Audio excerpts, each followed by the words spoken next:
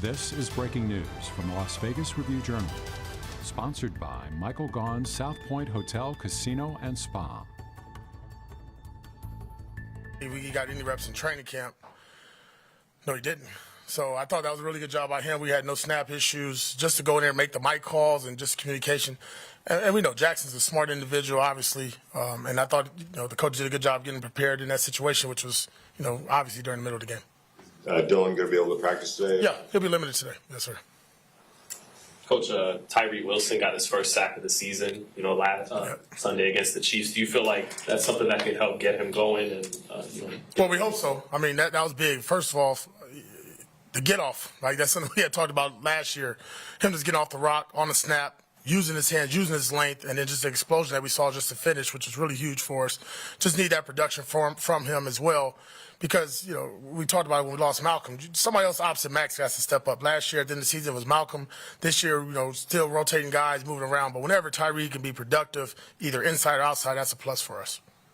And Jack was saying, in the previous week, he feels like teams aren't testing him as much as they were, late last season. And are you seeing the same thing on the film, that he's not getting as many opportunities? No, he's getting opportunities. I mean, I don't know if corners want to be thrown at 10 times. That's not a good sign either.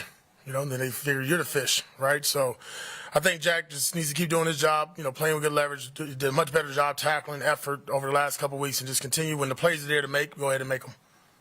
AP, the Bengals are top 10 in the league in blitzes called this season and quarterback knockdown percentage. How does it change your game plan when you're playing against a team that blitzes a lot? Yeah, you got to protect the quarterback. It's no different what we saw at the end of the game last week versus Kansas City. Teams going to tee off, and once they figure out, there's a weakness or you haven't picked up something in protection, they're going to just keep going at it. Obviously, these guys got two good defensive ends. 91's a really good football player, high effort, high motor, competitive, solid. And then, when they bring their backers and their stars, they're really good at, pressures. At running back, do you see Zamir getting another shot, or is Madison kind of earned that line share of the carries for right now? I think Madison's still the starter, but we got to get Zamir going. I mean, Zamir, I hate to keep referring, but last year we saw a lot of positive stuff from Zamir, and seen a little bit of it earlier in this season. I think he just got to get out of the funk as well. I know those fumbles early on really got to him. Then he had the injury, but it's always good when we got him going downhill. He's a big gentleman. Who's physical, and obviously I don't think everyone to see one running back in it. You look at the whole league, everybody's using two backs. Is it a confidence thing with him, or what do you think's been an issue with Wilson? We just got to get him going. 2-3 carries in and out the lineup. You got to get in the flow. Everybody needs to get in the flow of the game, and then sometimes the flow doesn't allow that. But we got to find ways to get him in the game and keep him in. And Tony, you know how this works. When a part of the game is struggling, people point fingers at the play caller. Where are you on that with Luke Getsy and the play calling and moving forward? Yeah, I think it has to get better. There's been a lot of opportunities for us to score points and make opportunities, and yeah, that's on the play caller. But then also, like I told our staff and I told our players, it's all of us. It's not.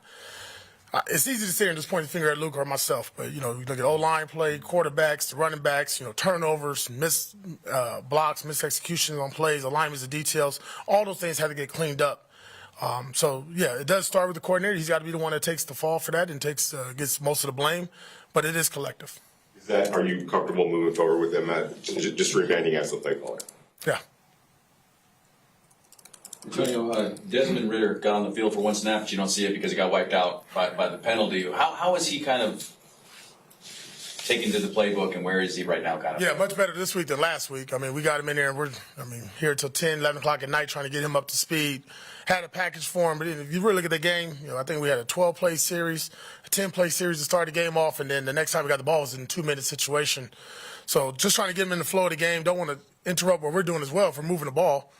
But I think, as we go on throughout this week and out the season, you just got to find ways to get him in the game. He has an element, obviously, with his athleticism and playing experience to help us out. How did Brock come out of the game? I think he had to go get an X-ray. Yeah, he's good. Brock's tough. We try to pull him out for like 6 plays in a row, and he wouldn't come out the field. So not worrying about Brock this week at all. AP, speaking of coming off the field, Robert Spillane has played almost 99% of the defensive snaps this season. Any thoughts in terms of his workload at all? Yeah. No, he's a linebacker. He's got a lot of stuff going on, right? It's contract year for him. He's a warrior. He loves ball. He loves being a leader. He's a captain. I went to him right after he got out of the 10. I thought, like what we all thought, he was done.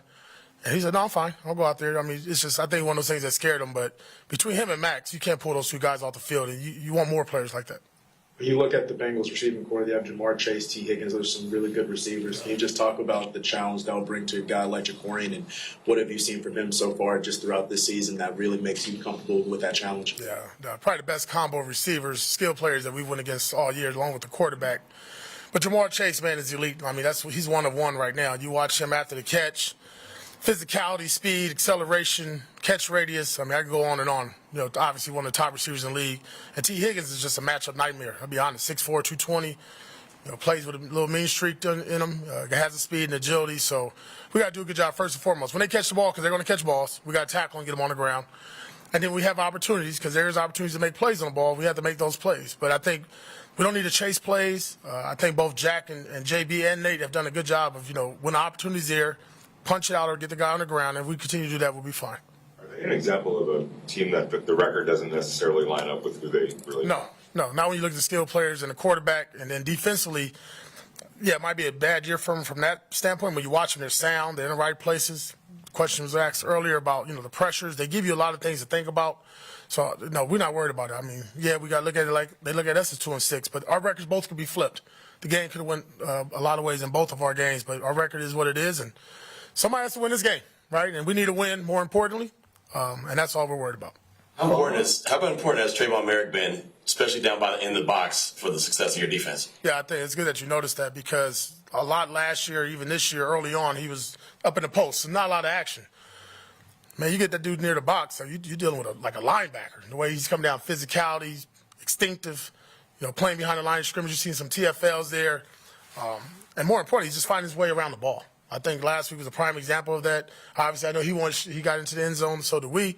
But he's just been making plays ever since Epps went down, even more and more vocal, understands that he needs to control the back end for us like Epps had did, and he didn't have to worry about that. But now he does with Isaiah Palomal next to him. Follow up on Tyree.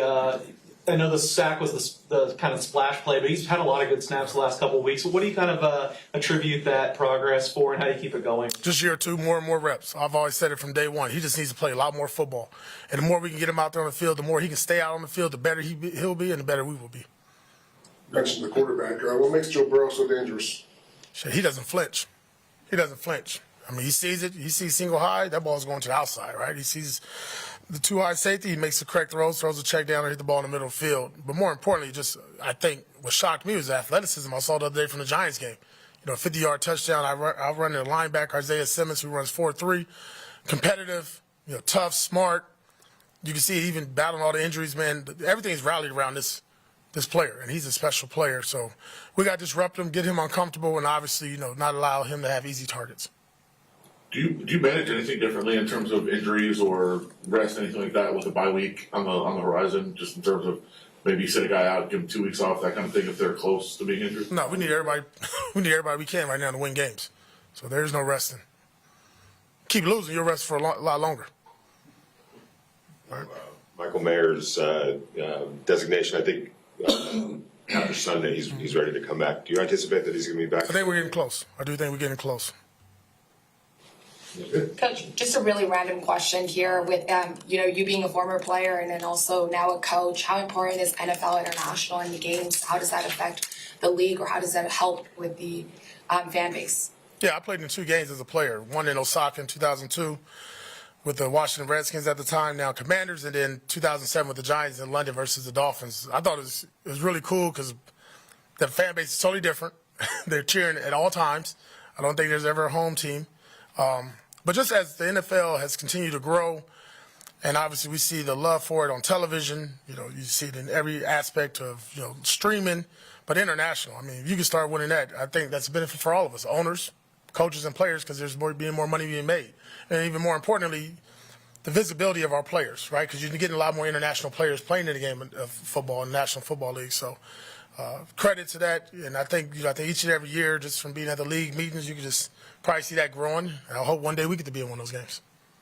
Thank you. Cool. All right, thank you. Thank you. You've been watching Breaking News from the Las Vegas Review-Journal, sponsored by Michael Gaughan's South Point Hotel, Casino, and Spa.